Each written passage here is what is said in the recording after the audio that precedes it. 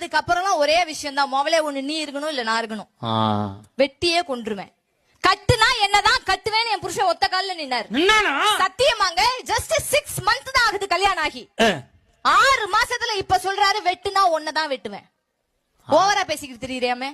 6 மாசமா? யார் கல்யாணம் ஆகி 6 மாசம்? என் வீட்டுக்கார சொல்றாருங்க, பெருமாளுக்கு 2 பொண்டாட்டி, முருகனுக்கு 2 பொண்டாட்டி, சிவனுக்கு 2 பொண்டாட்டி, ஒன்னெல்லாம் விட்டா இன்னொரு சாய்ஸ் எனக்கு இருக்குன்னாரு. மேடையிலே இவ்வளவு அமைதியா பேசுறேனே, வீட்டுல எவ்வளவு அமைதியா பேசுறேன். தெரியுது. நான் சொன்னேன், பாஞ்சாலி தெரியுமா திரௌபதி, 5 புருஷன் எனக்கு இன்னும் 4 சாய்ஸ் இருக்குன்னு. அதோட வீட்டுல பேசாம தூங்கி இருப்பானே. கரெக்ட். பேசக்கூடாதுங்க. எனக்கெல்லாம் என் மாமியார் மாமனார் விட என் புருஷனுடைய மாமியார் மாமனார் தான் அவ்வளவு பிடிக்குங்க.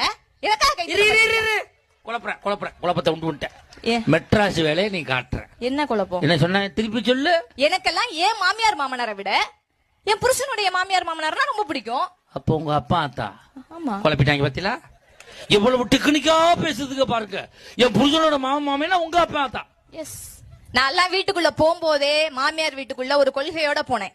அந்த வீட்டுல இழுத்தரைக்கு அம்மி இருக்க கூடாது, மாப்பிள்ளைக்கு மம்மி இருக்கவே கூடாதுன்னு நினைச்சேன். 6 மாசத்துல அம்மியை மட்டும் தான் கட் பண்ணிருக்கேன். மம்மி என்ன எதுவும் பண்ணல. ஏன் பாவங்க, 85 வயசானாலும் 38,000 ரூபாய் பென்ஷன் வருதுங்க அந்த அம்மாவுக்கு. அதனால வச்சிருக்கேன்னு நினைக்கிறீங்களா? அதனாலதான் வச்சிருக்கேன்.